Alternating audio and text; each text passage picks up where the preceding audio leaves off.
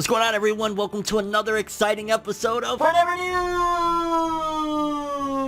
News! In today's stories, we got some stuff to talk about. For starters, we got authors reacting to the finale of Chainsaw Man Part 1. As most of you know by now, Chainsaw Man has wrapped up its first part in Shonen Jump and will be moving with its second part to Shonen Jump Plus. A few authors had some stuff to say regarding the manga and its exit. We will be jumping into that one. We got an image for the Chainsaw Man TV anime that has stirred a little bit of controversy, just a smidge, regarding what it looks like, but we're going to get into that one as well. Also, major announcement, Yu Yu Hakusho live action series on Netflix. I can't believe it myself, people. I can't freaking believe it. I still don't know how to process this news, but we'll be talking about that. We got some huge news for Jujutsu Kaisen's manga sales update. It has jumped up dramatically. It is doing numbers. We got some Jump Festa news regarding some of the newbies that have come to Shonen Jump as of recent. Got an update on anime viewership going up, according to Netflix at the very least. We'll dive into that one. We got an update on the horrible story of, I believe it happened last summer, 2019, if I'm not mistaken.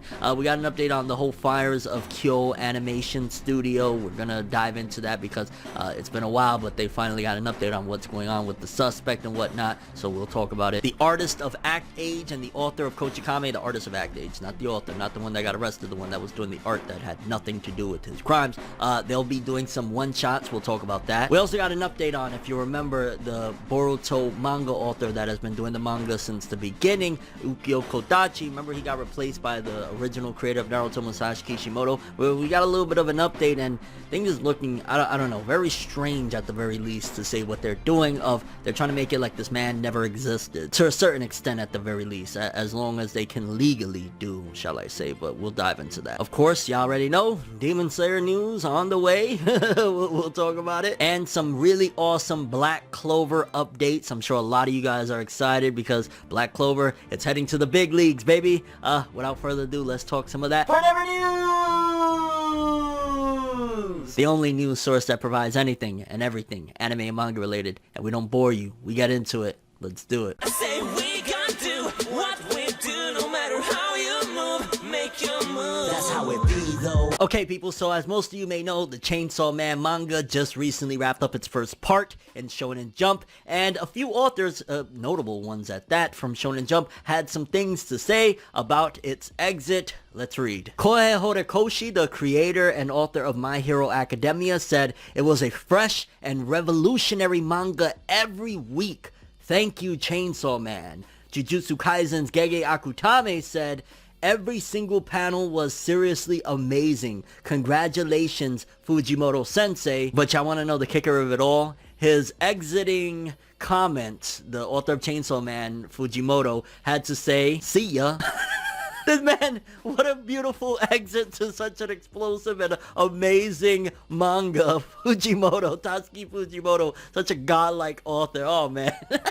And while we're at it, talking about Chainsaw Man, a promotional image for the upcoming anime by Mappa was released, and is of Denji and his chainsaw look. And to be honest with you, one of the things that people have been saying is that, ooh, why does it look 3D-ish? Which, yeah, there's going to be CGI in Chainsaw Man. I'm giving you guys a heads up right now. There's no way possible with Mappa. On top of the fact that Mappa, I don't know, they're animating everything. They're probably going to animate My Life Story at some given point, okay? Because they're just animating everything. But they already got a bunch of stuff, Attack on Titan, Jujutsu Kaisen, all these other things while they're working on Chainsaw Man. But also, which, it's funny enough, I heard a rumor before this ever got announced, like, I don't know, a couple months ago, I heard that Mappa was going to be doing Chainsaw Man, and I laughed it off like, yeah, no way, but yeah, apparently they are. But there's going to be CGI. There's just too many irregularly shaped things, like alone the Chainsaw Man look when Denji goes into his chainsaw form.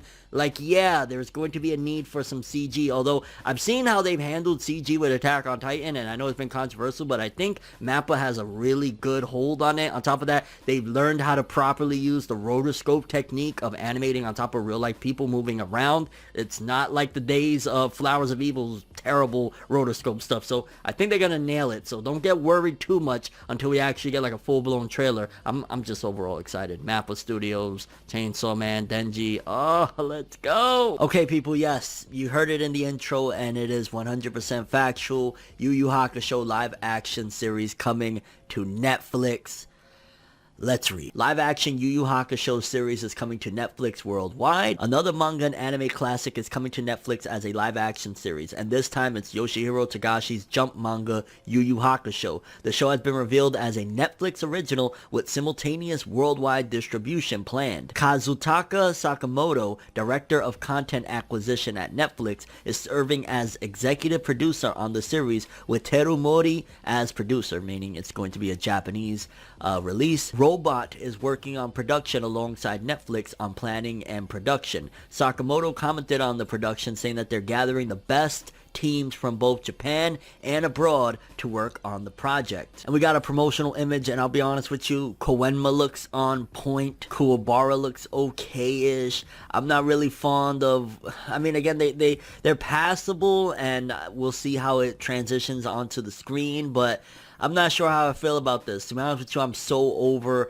being optimistic about live action series. I don't even really care anymore. It's like, hey, if it's a great anime, just leave it at that. If it's a great manga, great anime, like, I'm not even a big fan of the live action thing, but it is Yu Yu Hakusho, so that puts a different twist, because as a lot of y'all know, Yu Yu Hakusho is one of my all-time favorite anime, period. It's so freaking godlike, so I'm interested. I'm going to be watching, definitely going to be watching, but my skepticism, and if they botch this, Netflix, the way they did Death Note, and from what I heard, Full Metal Alchemist, yeah, it's gonna be a riot up in these streets, to say the least. But yeah, Yu Yu Hakusho live action, and it's coming from Japan, so we gotta wait and see. I mean, you know, Japanese, they get them right more so than, like, Hollywood. Like, you know, the Rurouni Kenshin live actions have been great. Bleach live action was awesome. Like, there's some good live actions that come out of Japan, so maybe they'll nail this one. Alongside the release of Jujutsu Kaisen Volume 14's cover, it was announced that Jujutsu Kaisen now has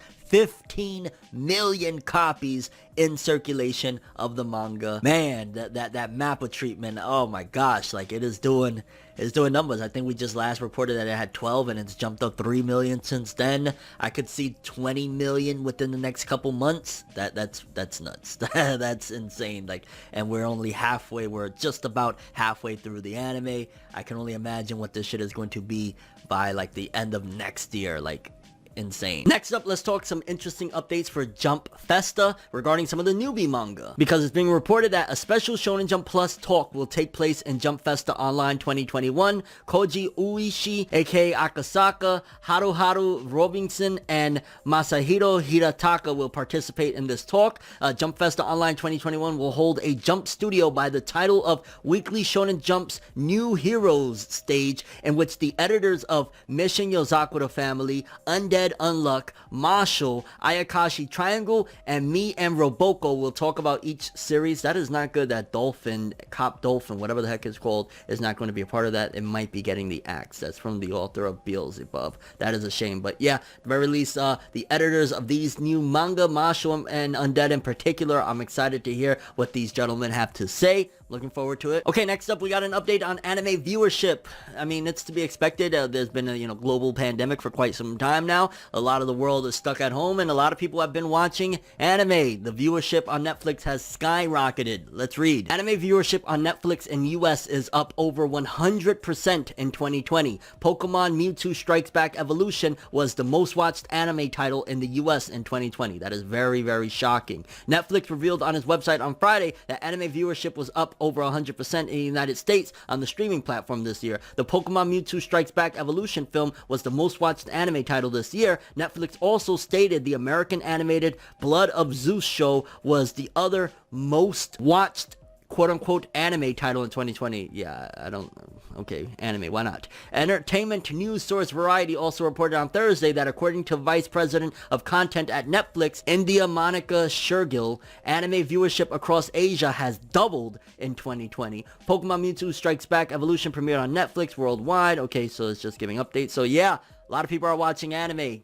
It's great for the industry. Yeah. Next up, an update on the Kyoto animation. As some of you may know, it was about a year and a half ago at this particular point that there was a massive fire at Kyoto Animation Studio. A guy alleged, and he allegedly did it. I gotta make sure. So people, this, that, and the third, legal basis and whatnot. He allegedly set fire to them. I mean, the studio was burnt down and lives were lost, and it was just a terrible situation that still gives me a little bit of anxiety talking about, but it is what it is.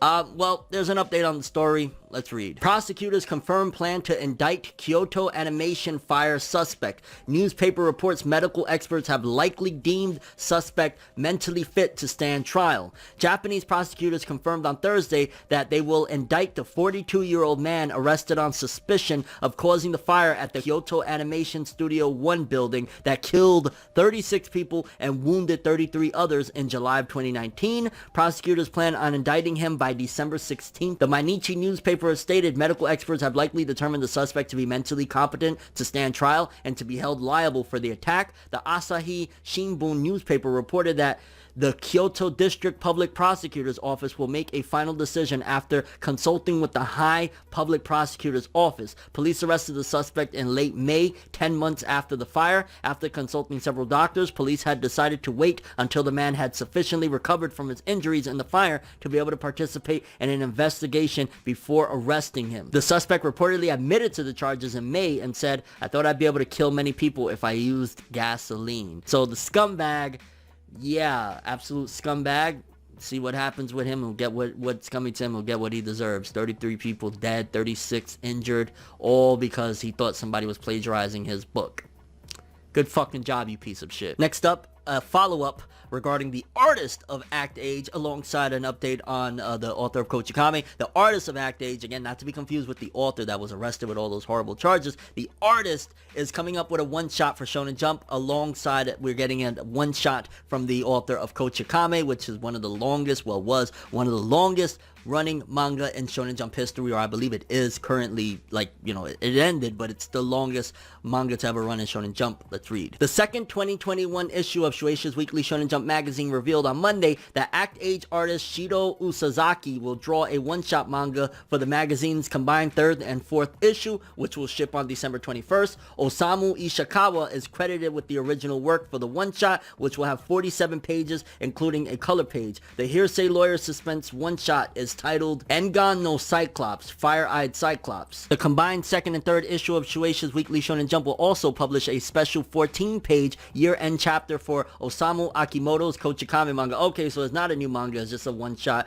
of Kochikame, which they regularly do that because, again, it's like a mascot series at this point that was, in the magazine for ages and ages. So shout-outs to both of them. Very, very happy that the artist of Act Age is getting a shot because, she was robbed of her opportunity of blowing up and having success due to what happened. Hopefully this one shot goes somewhere and she could get a series and see some success on her own, away from the dude that dragged her name through that horrible situation. Okay, people, so it was a few weeks back, I want to say it was last month sometime, where we reported that the author of Boruto's manga, he's been the author since chapter 1 up until one of the latest chapters, like 52, if I'm not mistaken, 51, Ukyo Kodachi. He was being replaced by Masashi Kishimoto. It was very abrupt. There was no warning about it. A lot of people were confused. The Japanese were upset. They did not like hearing this news because they felt as though he was robbed of an opportunity. Rumors scattered regarding a scandal of him being rude to some of his co-workers and some situations going down. Nothing extreme, nothing like, him being prosecuted for anything like that, but there was a lot of bad rumors surrounding his name as to why he got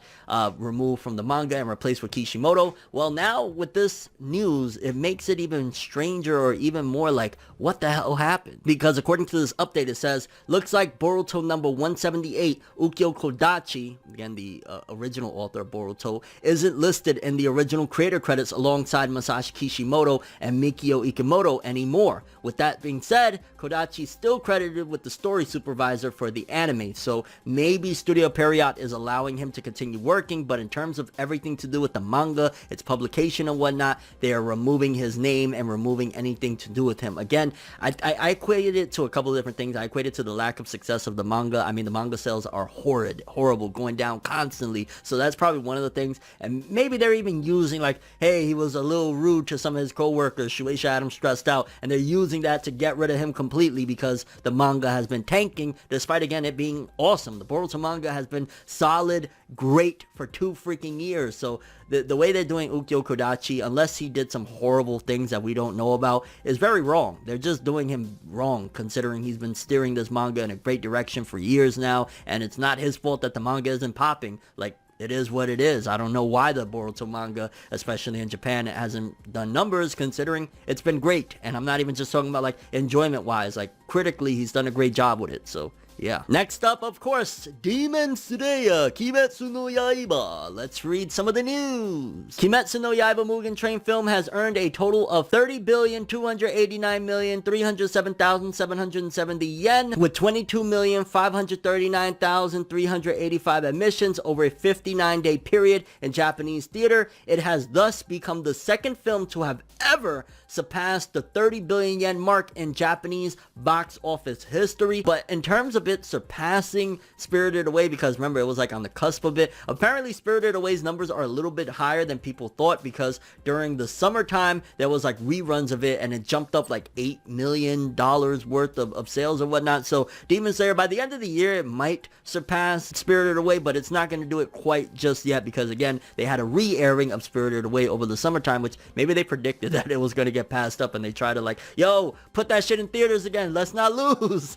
So a couple of pieces of Black Clover news. First of all, Black Clover has been trending today, which is awesome to see. Y'all already know Black Clover is so freaking overhated, but it was trending due to the first appearance of one of the Dark Triad members, Dante. Apparently, like, we saw a bit of him and his voice. I haven't seen the episode yet. I'm gonna do that tonight.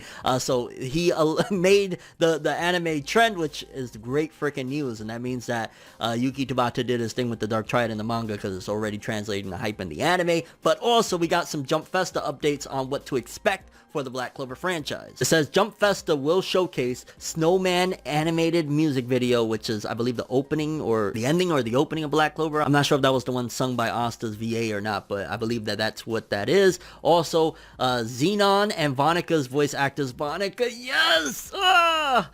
Spade art key visuals, so the visuals that we've had for a year now of Yuno and Asta, and that's like during the whole elf arc and whatnot, that'll be switched up. Gakuto Kajiwara, Asta's voice actor, will perform his single A Walk. Okay, so Snowman is the opening and A Walk, I believe, is the ending, and he's going to perform that. Man, I hope we get to see that. I really hope they allow people outside of Japan to witness this, because this is going to be great. And yeah, awesome Black Clover news. I'm really excited. But I'm curious what you guys think about all the stories that we covered today. Demon Slayer, how much longer do you think until it passes Spirited Away? And how many more stories am I going to have on updates? Honestly, once it passes Spirited Away and it gets enough ground, I'm probably going to stop covering the Mugen Train updates, just because it's already like ridiculously repetitive and I've talked about it enough. Like, if there's other stuff outside of that, then sure. But in terms of like Mugen Train every single week, like I at least 2 or 3 times a week update the sales of it. Once it passes Spirited Away and gets enough ground, I'm probably not going to cover it anymore, because again, it's like, okay, we get it. Mugen Train,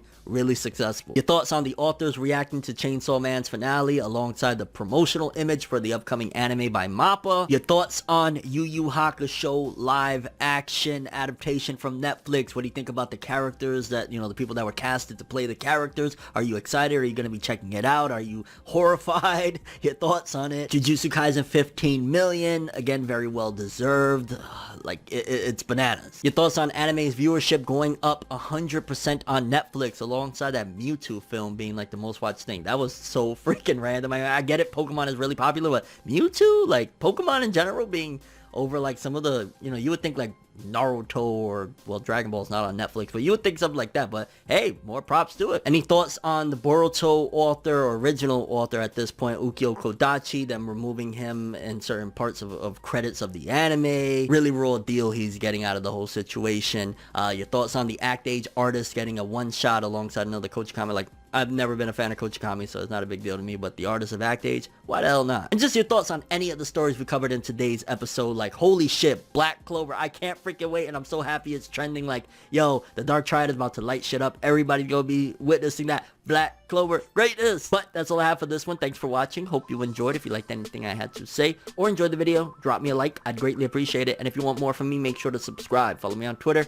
Instagram, hit that bell to get all notifications. And if you want to follow any of my other social media, links in the description below. I'm ForneverWorld, and as always, people, have an awesome day. And remember the golden rule. Anime and manga for life, boy. Have an awesome day. Peace in. And you guys just watched another episode of Fornever News. Have an awesome day. It's nights like this, and times like this, that I can give another hit. But I've got this inside a switch.